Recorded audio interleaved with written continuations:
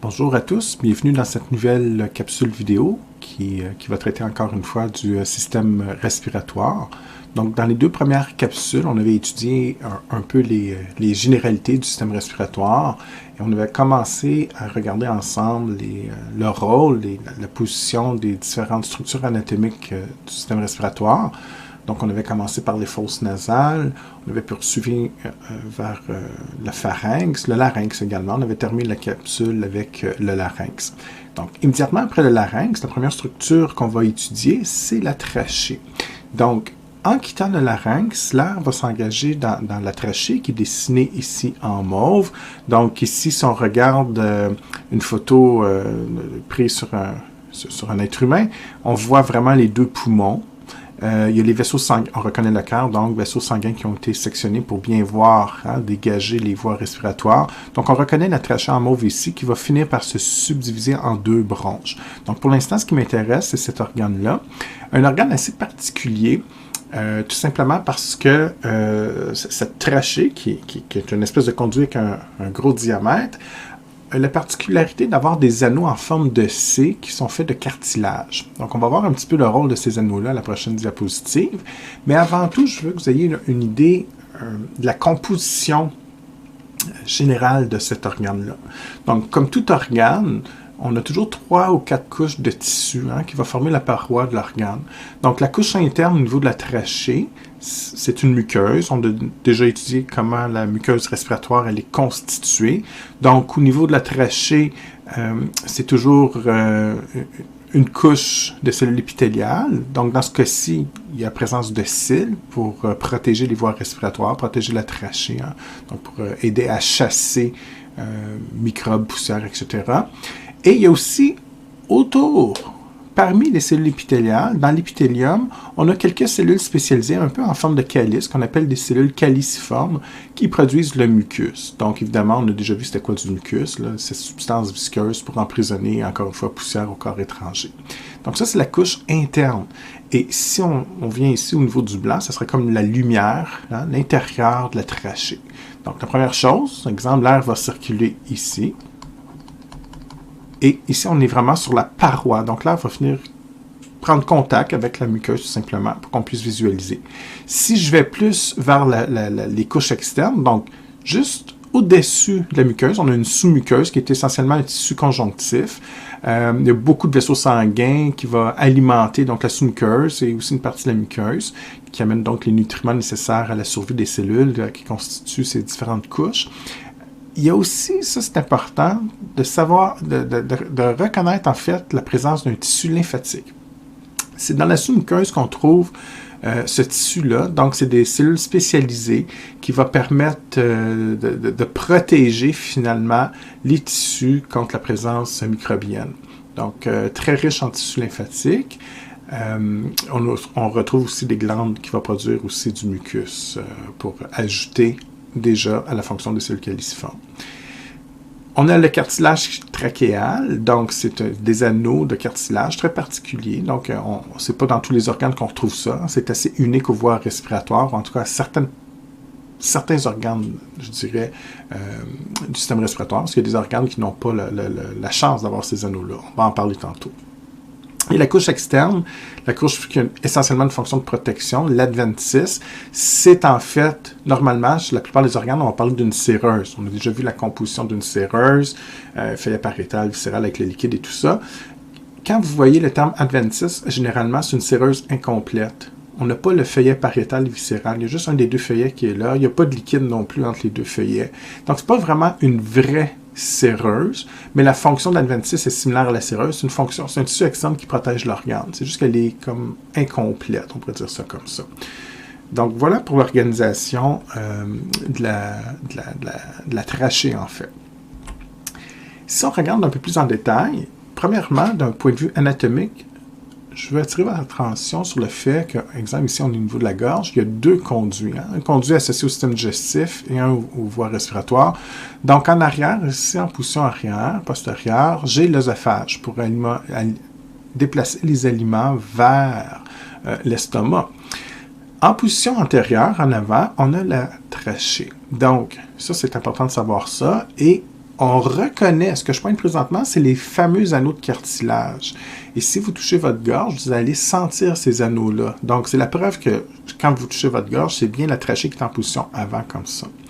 Donc, l'air va circuler comme ça au travers de la trachée et éventuellement, on va diviser la trachée en deux conduits un petit peu plus petits. Donc, le calibre des deux conduits ici est un peu plus petit que la trachée, qu'on appelle des bronches principales. Donc, j'en ai une à la gauche pour le poumon gauche et une à la droite. Donc, ici, les bronches, on va acheminer l'air vers les poumons. Donc, quand on parle de bronchite, c'est une inflammation au niveau de ces deux conduits-là, un ou l'autre, ou les deux parfois. On remarque que dans les bronches principales, ainsi que la trachée, il y a ces fameux anneaux de cartilage. Donc, si on regarde une image microscopique, une photo de microscopie, on reconnaît vraiment ces anneaux de cartilage. Donc, j'ai l'œsophage ici en position postérieure. J'ai la trachée ici. Donc, au centre, c'est par ici que l'air va circuler pour qu'on puisse se situer. Mais l'anneau de cartilage, c'est ce que je colore présentement en rouge. Donc, elle est sur le devant comme ça. C'est un peu une forme de fer à cheval ou d'un C comme ça inversé. Donc, les anneaux de cartilage ne font pas le tour complet de la trachée. C'est juste comme sur le devant et on vient se positionner sur les côtés comme ça. Et ce qu'il faut comprendre, c'est que ces anneaux-là, ça maintient la trachée en position ouverte. C'est impossible de faire une constriction de la trachée. On ne veut pas que la trachée s'écrase sur elle-même. Donc, évidemment, si la paroi ici postérieure venait toucher la paroi intérieure, puis on s'écrasait, ben, l'air ne pourrait plus circuler, puis ça serait extrêmement dangereux. Donc, c'est ça la fonction des anneaux de cartilage, c'est de maintenir la trachée en position ouverte. Maintenant, on a aussi des anneaux comme ça de cartilage sur les bronches principales. Alors, c'est la même fonction, évidemment. J'attire votre attention, en fait, sur une petite structure ici qu'on appelle la carina. Fonction très particulière. Donc, ce qu'il faut comprendre, c'est qu'à la jonction des deux bronches principales, au centre, ici à peu près, j'ai la carina. Et la carina, c'est un endroit extrêmement sensible. Il y a beaucoup de récepteurs sensitifs, de mécanorécepteurs et d'autres types de récepteurs sensitifs. Il y a même des chimiorécepteurs. Et ce que ça fait, si, par exemple, il y a un allergène, une molécule chimique, un irritant, peu importe, qui s'engage dans la trachée et arrive comme ça à stimuler les récepteurs, automatiquement, on déclenche un réflexe, le réflexe de la toux, et on va recracher vers l'extérieur de l'air, bien sûr, mais c'est un réflexe qui va nous permettre de chasser ces irritants-là. Donc, c'est une région extrêmement sensible qui se déclenche assez facilement. Donc, une des causes qui peut déclencher le réflexe de la toux, il ne faut pas oublier qu'effectivement, la toux, c'est un réflexe de protection, en fait. Aussi désagréable que ça peut être parfois, c'est vraiment pour chasser, évidemment, les éléments irritants ou potentiellement dangereux des voies respiratoires. L'image ici illustre ce qu'on appelle l'arbre bronchique. Okay? Donc, l'arbre bronchique, en fait, c'est juste pour faire comprendre que les bronches principales, donc que ce soit la gauche ou la droite, vont subdiviser en d'autres bronches. On verra leur terme plus tard, mais peu importe leur nom spécifique, en gros, c'est toujours le même conduit qui va se subdiviser en différentes branches et qui vont se ramifier. Hein. Ramifier, ça veut simplement dire qu'on fait plusieurs petites branches comme ça.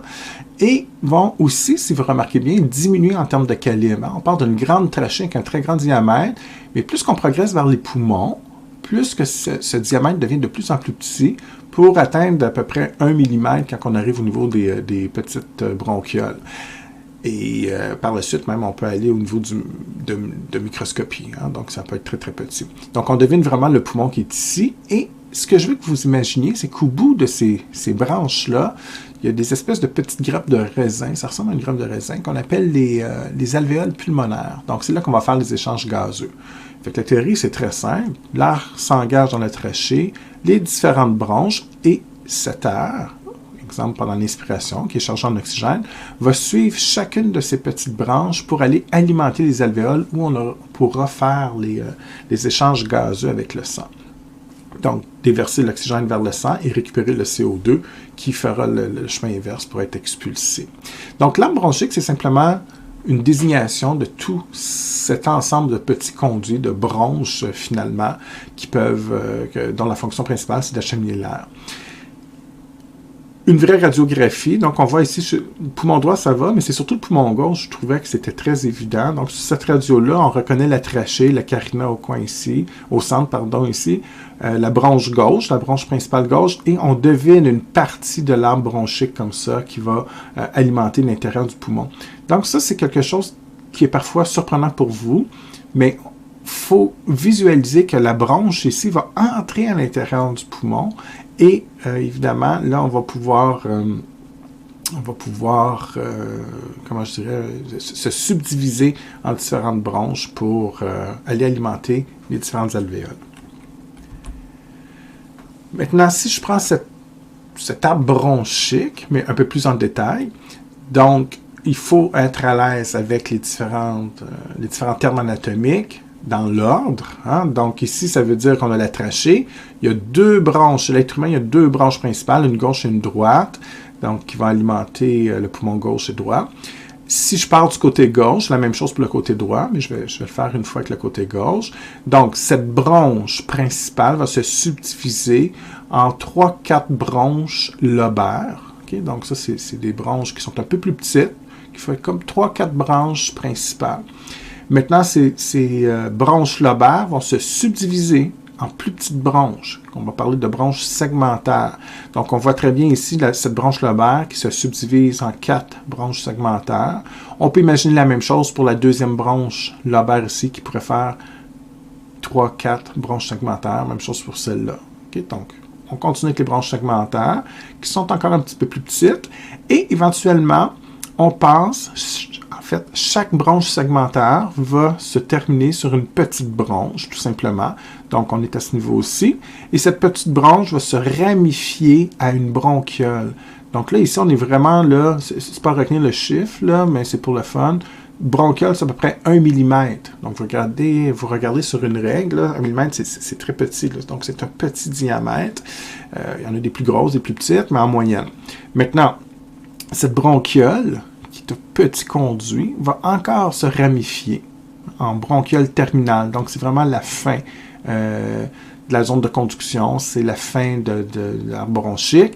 Évidemment, on ne les a pas dessinés ici pour que ça soit plus clair, mais c'est la même logique. Donc, chaque branche segmentaire va donner une petite branche, et chaque petite branche va éventuellement se terminer sur une bronchiole et une bronchiole terminale. Ensuite, on rentre dans la zone d'échange. Donc, on a les alvéoles qui rappellent un peu la grappe de raisin, ce que je mentionnais tantôt, qui elle-même est connectée sur un conduit alvéolaire et une bronchiole respiratoire. Donc, à partir d'ici, là, on est vraiment dans la région des échanges. On n'est plus dans la région de conduction. Mais c'est vraiment au niveau des alvéoles qu'on fait les échanges gazeux. Donc, il y a plein de vaisseaux sanguins, de petits capillaires ici connectés sur les alvéoles pour permettre les échanges avec l'oxygène ou le CO2.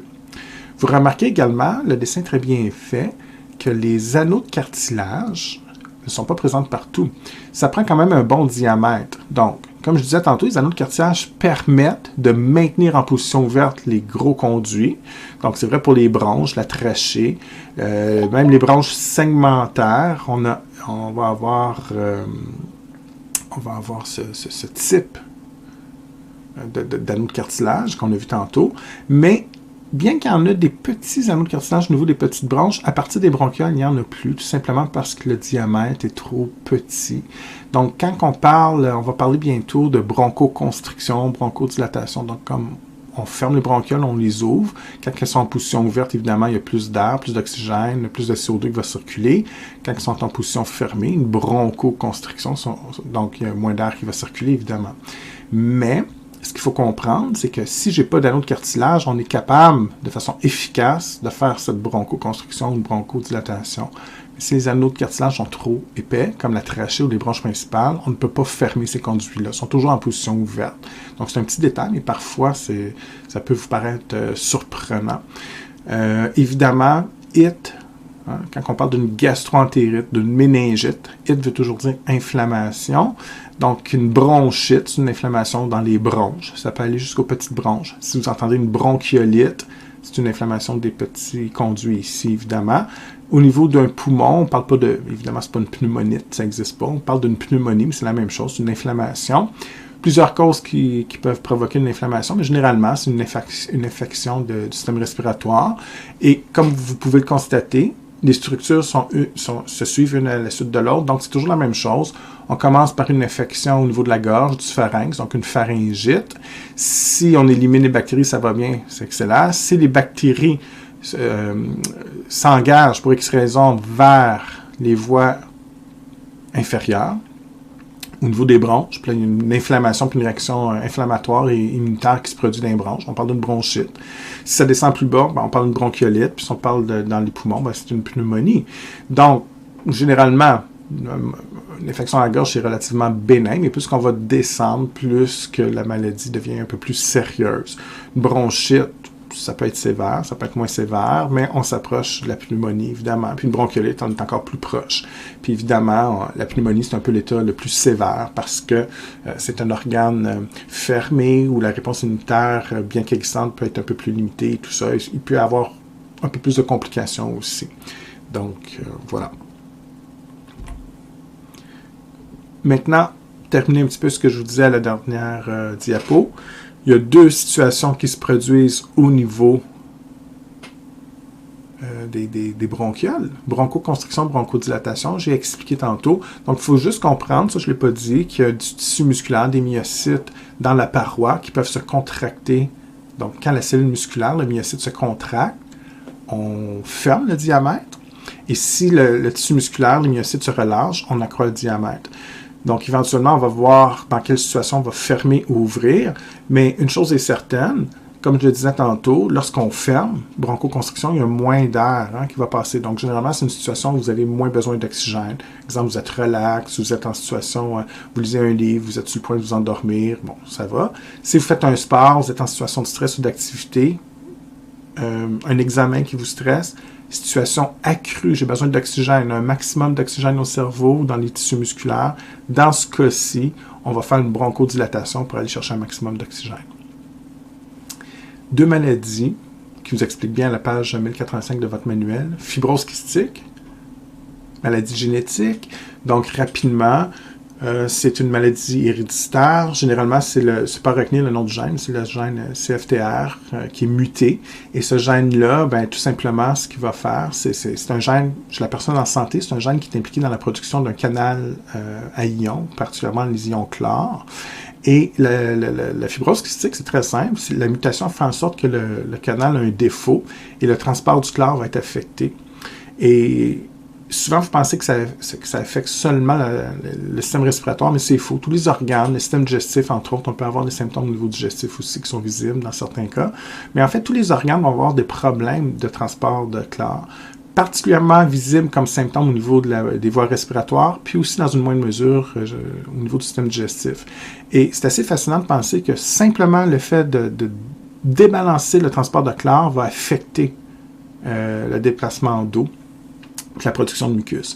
Et ce qui arrive souvent, c'est que les voies respiratoires au niveau des bronchioles, entre autres, vont se gorger de mucus assez épais. C'est un mucus qui est souvent plus épais que la normale. Puis, évidemment, ça vient obstruer les voies respiratoires ou certaines parties du système digestif. L'asthme, c'est un peu différent, évidemment. Ça peut être une maladie obstructive au même titre que la fibrose kystique. Et bien qu'il y ait des prédispositions génétiques, c'est pas une mutation aussi claire que la fibrose kystique. En fait, l'asthme, il y a beaucoup de causes. Ça peut être le froid qui déclenche une crise d'asthme, ça peut être le stress, ça peut être un effort physique prolongé. En fait, il y a plein de raisons, des allergènes, plein de choses. Maintenant, l'asthme, généralement, provoque une bronchoconstriction sévère, dépendamment du type d'asthme. Ça peut être une bronchoconstriction sévère, donc il y a moins d'air qui peut circuler. Et dans ce cas-ci, ce que ça va faire, bien évidemment, il y a moins d'air, donc c'est plus difficile, difficulté respiratoire. Puis, très souvent, ce qu'on va observer avec le temps, surtout dans les cas d'asthme chronique ou sévère, il va finir par y avoir une production de mucus importante, justement, comme pour se protéger contre l'agression ou les bronchoconstrictions un peu trop sévères. On voit ça particulièrement dans des cas d'asthme allergique, exemple. Donc, si en plus de diminuer le diamètre, et que je rajoute du mucus à ce niveau aussi, bien évidemment, il y a beaucoup moins d'espace pour faire passer l'air, d'où les difficultés respiratoires qu'on va observer dans les cas de crise que vous connaissez très bien.